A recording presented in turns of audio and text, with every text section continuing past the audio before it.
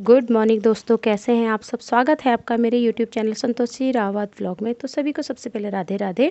तो दोस्तों आज है जया एकादशी। तो जया एकादशी की आप सभी को ढेर सारी शुभकामनाएं। नारायण सभी की इच्छाएं पूरी करे। तो आज सुबह जल्दी उठकर सूर्योदय से पहले उठ के नहा धो के स्नान करके नारायण भगवान जी को स्नान करवा के उनके स्थान पे बैठा दीजिए और पहले चौकी साफ़ कर लीजिए। चौकी साफ़ करने के बाद पीला वस्त्र बिछा दीजिए चौकी में और सारे भगवानों को स्नान करवाइए और उनको साफ़ करके चौकी पे बैठा दीजिए। फूल माला लाइए और फूल माला से उनको माला पहनाए। तुलसी दल चढ़ाएं।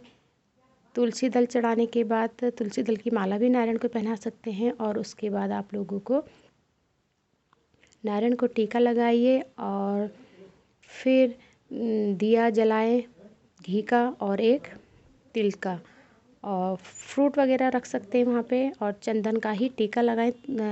चंदन का टीका नारायण भगवान को लगाएं क्योंकि उन्हें लाल टीका बिल्कुल पसंद नहीं है और अक्षत बिल्कुल नहीं लगाने चाहिए। तो चलिए बोलो जया एकादशी की जय। ओम नमः भगवते वासुदेवाय। कथा आरंभ होती है। श्री कृष्ण भगवान बोले, हे राजन, माघ मास शुक्ल पक्ष की एकादशी का नाम जया है। इस एकादशी के व्रत से मनुष्य भूत प्रेत पिशाच आदि की योनि से छूट जाता है। अतः इस एकादशी के व्रत को विधि पूर्वक करना चाहिए। हे राजन, मैं एक पौराणिक कथा कहता हूँ, उसे सुनो। एक समय इंद्र स्वर्गलोक में राज्य करता था। वह अमृत पाकर नंदनवन में अप्सराओं के साथ आनंद पूर्वक क्रीड़ा करता था। वह स्वेच्छा से अप्सराओं को नचाने लगा। उस जगह गंधर्व गान कर रहे थे और वहाँ गंधर्वों में प्रसिद्ध पुष्पदत्त और उसकी एक लड़की चित्रसेन की स्त्री मलिन आदि सब थे। जहाँ मलिन का लड़का पुष्पवान और माल्यवान था, उस समय पुष्पावती नामक एक गंधर्व लड़की माल्यवान को देखकर उस पर मोहित हो गई और काम बाण से चलायमान होने लगी। उसने अपने सौंदर्य द्वारा माल्यवान को वश में कर लिया। हे राजश्री, वह पुष्पावती अत्यंत सुंदरी थी। उसके लक्षण अत्यंत सुंदर थे। उसकी ऐसी सुंदरता को देखकर माल्यवान भी उसके ऊपर मोहित हो गया।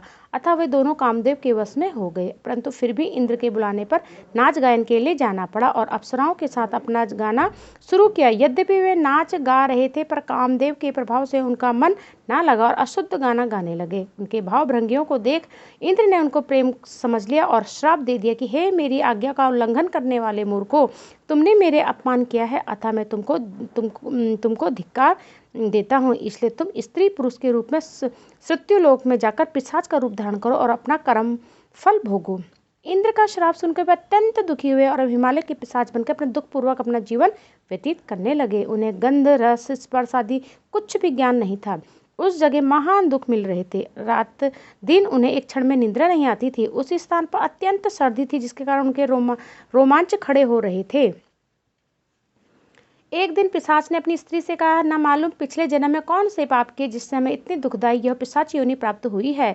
पिशाच योनि से नरक के दुख सहना उत्तम है। उसी तरह अनेक विचार करते हुए जीवन बिताने लगा।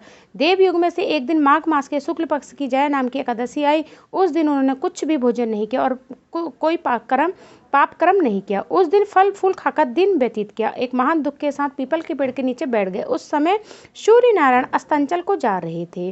वह रात्रि इन दोनों को एक दूसरे से सटकर बड़ी कठिनाई से काटी। दूसरे दिन सुबह होते ही भगवान के प्रभाव से इनकी पिशाच देह छूट गई और अति सुंदर देह धारण करके सुंदर वस्त्र आभूषण से अलंकृत होकर स्वर्ग लोक को चले गए। उस समय आकाश देव से देवगण तथा गंधर्व उनकी स्तुति करने लगे। नागलोक में जाकर उन दोनों ने देवराज इंद्र को प्रणाम किया। इंद्र को भी इनका अपना प्रथम रूप में देखकर महान आश्चर्य हुआ और उनसे पूछने लगे कि तुमने अपनी पिशाच देह से किस प्रकार छुटकारा पाया, सो सब कहो। इस पर माल्यवान बोले, हे देवेंद्र, भगवान विष्णु के प्रभाव तथा जया एकादशी के व्रत के पुण्य से मेरी पिशाच योनि छूट गई है। इंद्र बोले, हे माल्यवान, एकादशी व्रत करने से विष्णु के प्रभाव से तुम पिशाच देह छोड़कर पवित्र हो गए हो और हम लोगों के भी बंदनीय हो गए हो, क्योंकि शिव तथा विष्णु भक्त हम लोगों के वंदना करने योग्य हैं। अतः आप धन्य हैं। अतः तुम पुष्पावती के साथ विवाह करो। हे युधिष्ठिर, इस जया एकादशी के व्रत करने से समस्त कुयोनि नष्ट हो जाती है। जिस मनुष्य ने इस एकादशी का व्रत किया उसने मानो सब तप दान आदि किए हैं।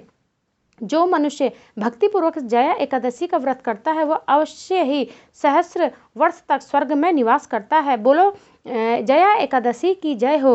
ओम नमः भगवते वासुदेवाय। तो दोस्तों, मैंने जया एकादशी की कथा आपके समक्ष कही है। अगर आप लोगों को ये जया एकादशी का व्रत की विधि पसंद आए तो प्लीज़ इस एकादशी के व्रत को की कथा को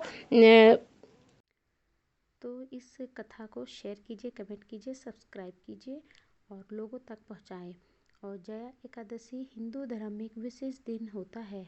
माघ मास के शुक्ल पक्ष की एकादशी को जया एकादशी कहते हैं। तो बोलो जया एकादशी की जय।